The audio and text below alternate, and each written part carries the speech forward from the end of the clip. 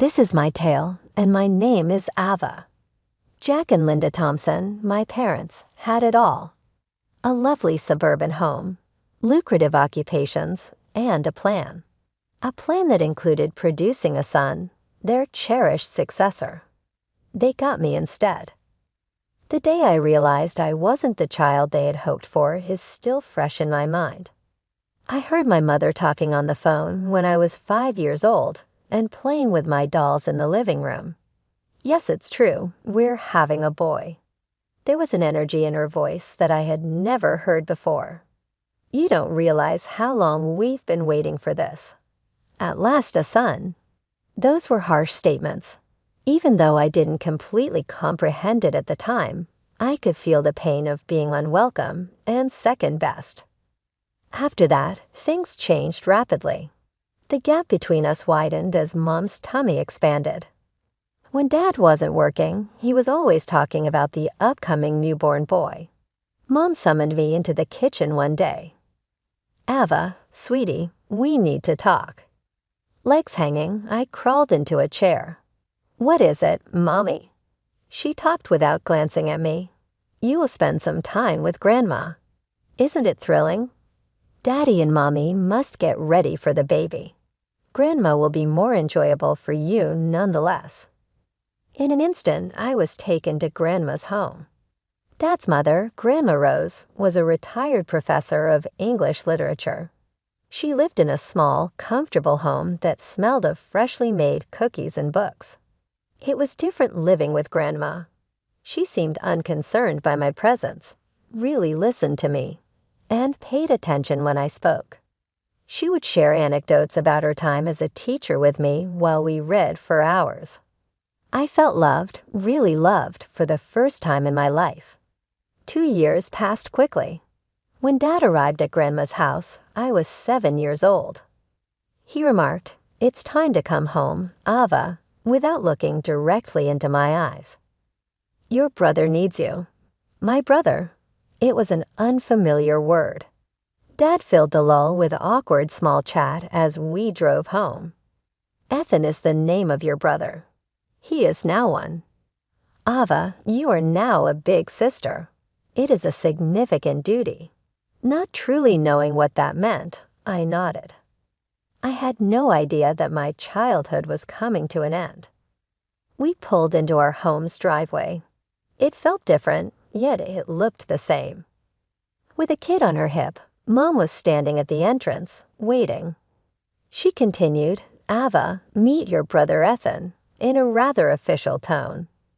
I glanced at the youngster with the wavy blonde hair and the plump cheeks. With a gurgle, he extended a plump hand in my direction. "Hi, Ethan," I murmured. At the age of 7, I suddenly became more than simply a sister. I took on the role of caregiver, a duty, and an inbuilt babysitter. Dirty diapers, unrelenting attention to detail, and the burden of expectations I was not yet ready to handle took the place of my youth. I was warming bottles and changing diapers while my classmates were learning to ride bikes and play with dolls. "Ava, can you watch Ethan while I make a call?" Not really asking, Mom would say. I would agree and go to get my younger brother. I loved Ethan with all my heart, not because I didn't love him. I had fallen in love with him right away because of his toothless smile and clinging small hands. However, the ongoing accountability was too much to handle. The days were a whirl of childcare, housework, and school. I was worn out from juggling my schoolwork and making sure Ethan was content and secure. But it never seemed to be enough, no matter how hard I tried. I took Ethan to the park one terrible day. Now, too, he was lively and inquisitive. To knot my shoelace, I briefly turned my back, and then catastrophe happened. "Ava." Ethan let out a shout, and then there was a thump. He was lying on the ground, his knee gushing, as I turned around. I tried to calm his cries as I picked him up, but panic took over. Mom blew out when we came home. She said, "How could you be so careless? You're supposed to watch him." I'm sorry, I just. No excuses. Dad added, his cheeks flushed with rage. Enter your room. Later, we'll talk about your penalty. Tears were running down my cheeks as I ran upstairs. It was unfair. Even though I was only a child, I was trying my hardest. The incidences mounted.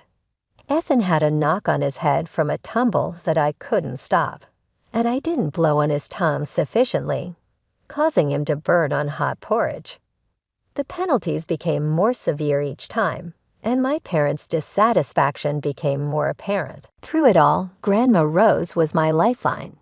She'd visit when she could, her presence a balm to my battered spirit. During one visit, I overheard her confronting my parents in the kitchen. This is unacceptable. Grandma's usually gentle voice was sharp. Ava is a child, not a nanny. Your favoritism towards Ethan is hurting her. Please, Dad sighed. These are our children. We know what's best for them. Do you? Grandma challenged. Because from where I'm standing, you're neglecting one child in favor of the other. That's enough. Mom cut in. We appreciate your concern, but this is our family. We'll raise our children as we see fit. I threw myself into my studies. School became my sanctuary, a place where I could shine on my own merits. And shine I did. My grades were a silent rebellion against the notion that I wasn't good enough. The years flew by, and before I knew it, I was standing at a crossroads. High school was behind me, and college loomed ahead. Despite the constant struggle at home, I'd managed to excel in my studies. It was my ticket out, my chance at freedom. When the acceptance letter arrived, I could hardly believe my eyes. Not only had I been accepted to study investment management, but I'd also received a full scholarship. My hand shook as I read the words over and over again. Mom, Dad. I called out, racing down the stairs. I got in, full scholarship. Oh, thank goodness, Mom sighed, relief evident in her voice. That saves us a fortune. We need to start saving for Ethan's college fund. My heart sank. Of course, it wasn't about my achievement. It was about the money they wouldn't have to spend on me. The first few months were a whirlwind of classes, new friends, and the exhilarating taste of freedom. The money from my parents, combined with the small amounts Grandma Rose secretly sent, was just enough to scrape by. I was careful with every penny, knowing how precious this lifeline was. But 6 months into my college journey, everything changed again. My phone rang one evening as I was studying for a finance exam. Ava, Mom's voice came through curt and businesslike. We won't be sending you any more money. Ethan needs tutors if he's going to have any chance at college. We need to focus our resources on him now. I felt the familiar sting of rejection, of being cast aside. But Mom, I can barely. You're an adult now, Ava, she cut me off. You need to solve your own problems. We can't keep supporting you forever. The next few weeks were a blur of stress and sleepless nights. I scoured job boards and applied to every position. I could finally find a part-time gig at a nearby cafe. The hours were long, the pay was meager, but it was something. Balancing work and studies was brutal. I'd rush from classes to shifts, then stay up late into the night studying. Dark circles became a permanent fixture under my eyes, and my grades started to slip. One particularly rough day, I called Grandma Rose, desperate for a friendly voice. Ava, sweetheart, you sound exhausted, she said, concern evident in her voice. The dam broke through tears. I told her everything, the cut-off allowance, the grueling work hours, the struggle to keep up with my studies. Those absolute. Grandma cut herself off. Taking a deep breath, she said, listen to me, Ava. You focus on your studies. I'm increasing your monthly allowance, and don't you dare argue with me about it. But Grandma, No buts, she said firmly. You deserve this education, and you shouldn't have to kill yourself working to get it. Your parents? Well, let's just say I'll be having words with them. True to her word, Grandma's support allowed me to cut back my work hours. I could breathe again and focus on my classes. My grades improved, and for the first time in months, I felt hope. The years at college flew by in a blur of textbooks, exams, and late-night study sessions. Before I knew it, I was standing on the stage, diploma in hand, magna cum laude gleaming on the certificate.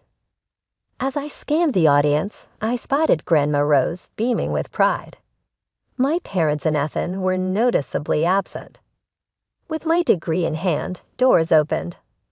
I landed a job at Stonebridge Investments, a prestigious firm in the city.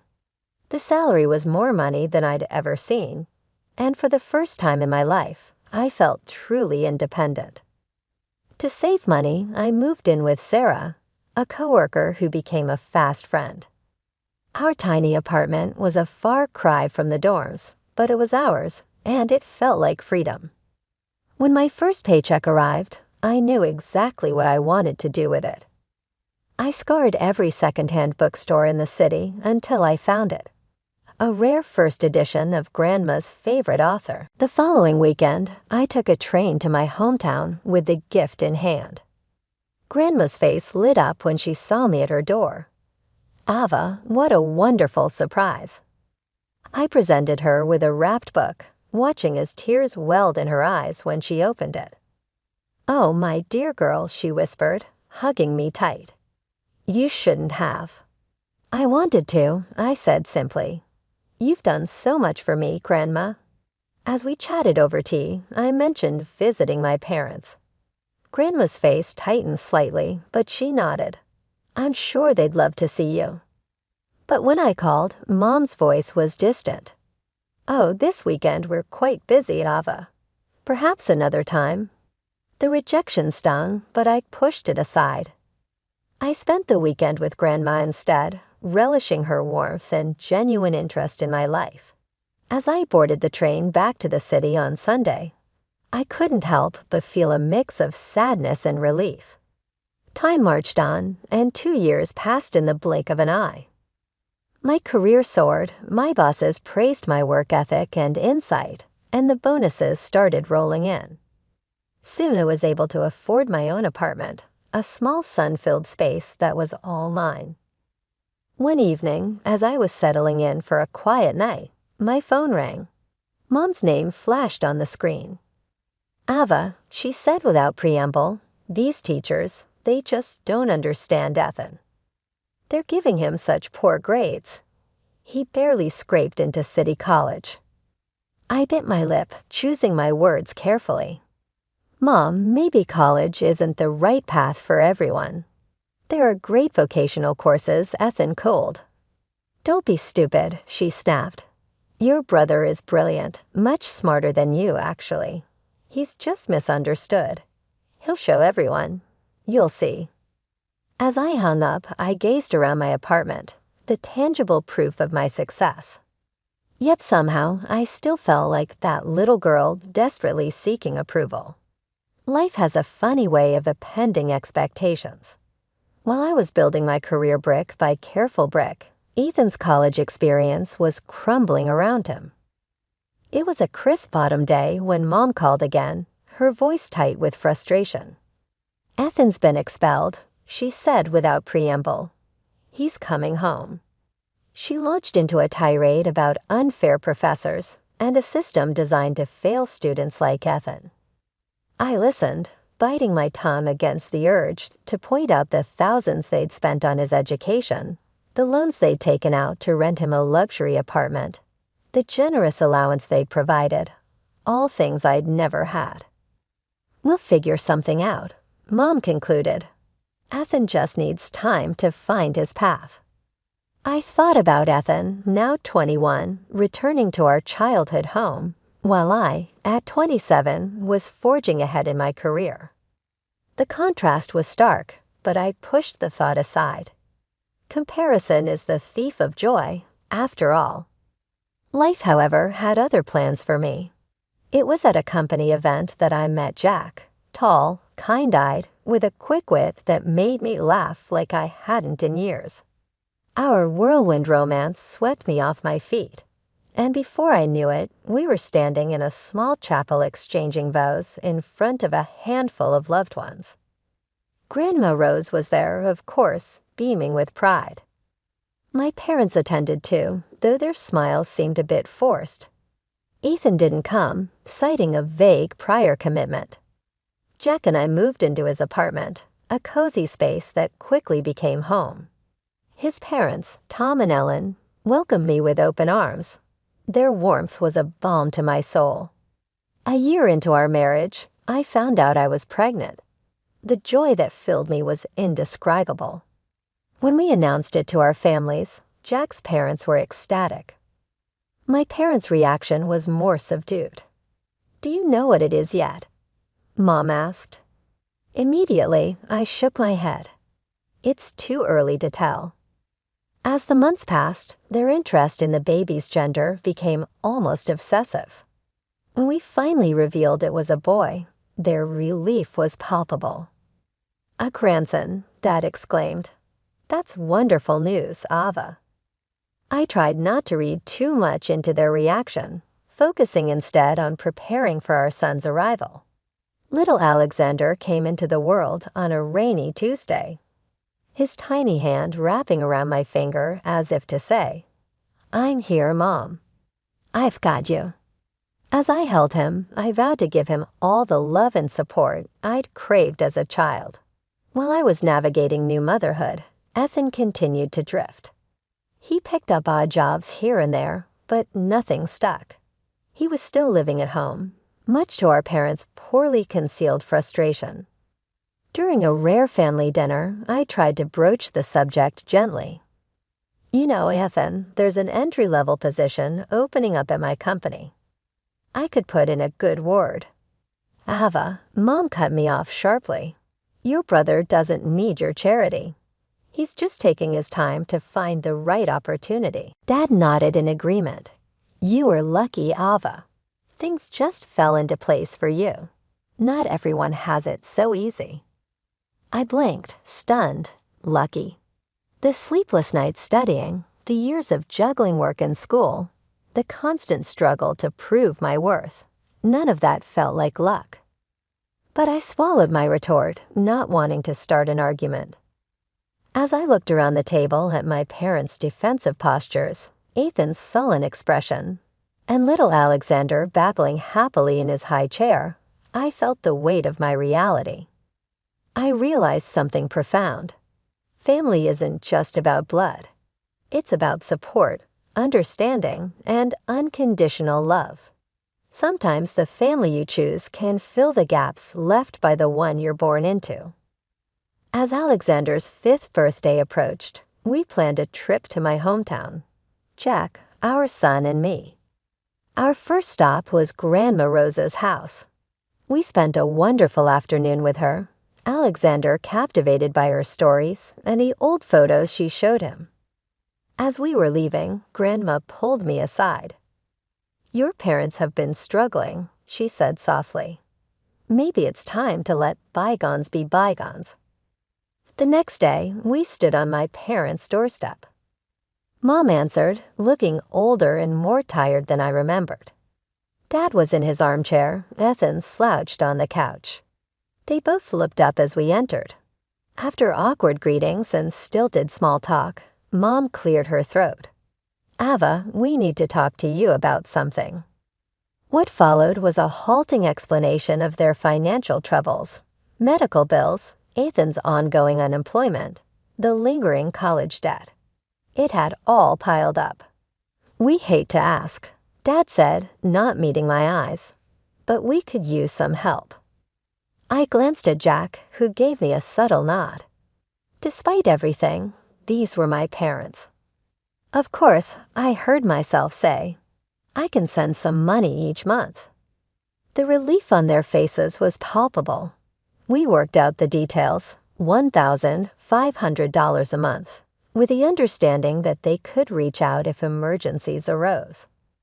Over the next 2 years, I faithfully sent them money each month. There were occasional requests for extra help. A broken water heater, unexpected car repairs, which I always obliged. It felt good to be able to help, to maybe finally earn their approval. When Thanksgiving rolled around, we found ourselves back in my childhood home. The house was full. Aunts, uncles, cousins, and Grandma Rose all crowded around the dining table as we ate. Mom and Dad couldn't stop talking about Ethan. He's been at his new job for 3 months now, Mom beamed. Such a hard worker. Dad chimed in. Did you see the new sofa cushions? Ethan bought those with his first paycheck. So thoughtful of him. I glanced around the room, noting the new curtains, the fresh paint on the walls, the updated appliances in the kitchen, all purchased with the money I'd been sending. But I bit my tongue, not wanting to spoil the mood. Jack squeezed my hand under the table, a silent show of support. Alexander, oblivious to the undercurrents, happily chatted with his cousins. The Thanksgiving dinner continued, the chatter of family filling the air. I was just starting to relax when Alexander tugged at my sleeve. "Mom, can I go play in the other room?" he asked, his eyes bright with the restlessness of a 5-year-old at a grown-up gathering. I nodded, ruffling his hair. "Sure, sweetie, just don't make too much noise, okay?" "Okay." As Alexander scampered off, I turned back to the conversation. Barely a minute had passed when my phone buzzed in my pocket. I glanced at the screen, confusion furrowing my brow. The caller ID read Mom. I looked up at my mother, sitting directly across from me at the table. "Mom, why are you calling me?" She frowned, shaking her head. "I'm not calling you, dear. My phone's in the living room." Just then, Alexander reappeared in the doorway, my mother's phone clutched in his small hands. The room felt quiet as all eyes turned to him. "Mommy," he said, his voice ringing in the sudden silence. I found Grandma's phone, and I wanted to see who she talks to. I saw a funny name, Cash Cow, and clicked on it to see who it would call. "Why did it call you?" "Mommy, what's a cash cow?" The words hit me like a physical blow. Cash cow. Is that all I am to them? I looked around the table. My relatives sat frozen, forks halfway to their mouths. Grandma Rose's face was a mask of shock and anger, and my parents had gone deathly pale. The silence stretched thick and suffocating until something inside me snapped. I stood up, my chair scraping loudly against the floor. "Cash cow?" I repeated, my voice trembling. "Is that what I am to you?" My mother opened her mouth, but no words came out. My father couldn't even meet my eyes. "Let me tell you all something," I continued, addressing the whole table. For the past 2 years, I've been sending my parents $1,500 every month. When they've asked for extra, I've sent that too. All those new things you've been admiring, the curtains, the appliances, the fresh paint, that was all bought with my money. I could feel tears pricking at my eyes, but I blinked them back. I did this despite years of being treated like I was second best, despite being sent away as a child, despite having to work my way through college while Ethan got everything handed to him. I did it because I thought maybe, finally, you'd see me. You'd be proud of me. My voice cracked on the last words, but instead, I'm just your cash cow, a source to be milked dry. The room was so quiet you could hear a pin drop. Jack stood up and put his arm around me, a solid presence at my side. Alexander, not fully understanding but sensing the tension, came and wrapped his arms around my legs. The silence in the room was deafening. I stood there, heart pounding, waiting for my parents to say something. Anything. An apology, an explanation, even a denial. But what came next shocked me to my core. My mother's face hardened, her eyes flashing with indignation. "Well, of course you help us. We gave birth to you, raised you. It's your duty." Don't be so sensitive about a silly phone contact. I felt as if I'd been slapped. Years of pent-up frustration and hurt bubbled to the surface. Duty? Is that what you think this is? Well, let me make this clear. From this day forward, I'm done. No more money, no more help. I'm cutting ties. Mom's attitude abruptly altered when the subject of losing financial support was brought up. Her eyes welled up with tears. How can you be so heartless after everything we've done for you? She looked around the table, asking our family members for help. To her and my amazement, however, they said nothing. They turned away from her beseeching eyes one by one. Grandma Rose then interrupted, her voice trembling with rage. Heartless? Given your treatment of Ava, do you dare to label her heartless? Let me tell you something, though. You can forget about any inheritance. And I also don't want to be involved with you anymore. All of it is headed to Alexander and Ava. Chaos broke out in the room.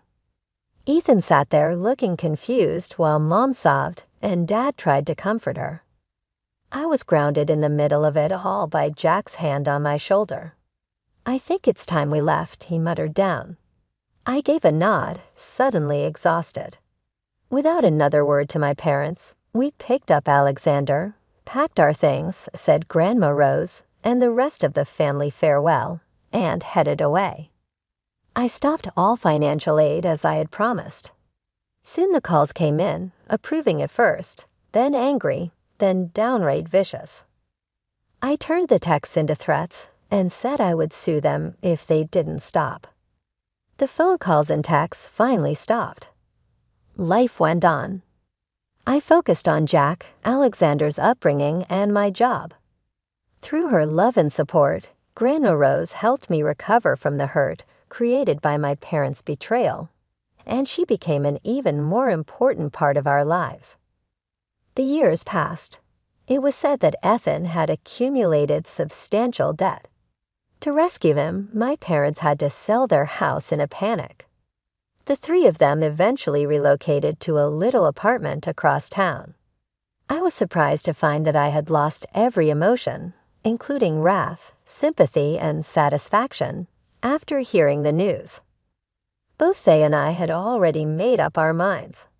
As I watched Alexander play in our garden today, with Jack following me and Grandma Rose grinning from her favorite patio chair, I came to the sobering realization that I had finally discovered my role and my worth, and that no one could ever take it away from me.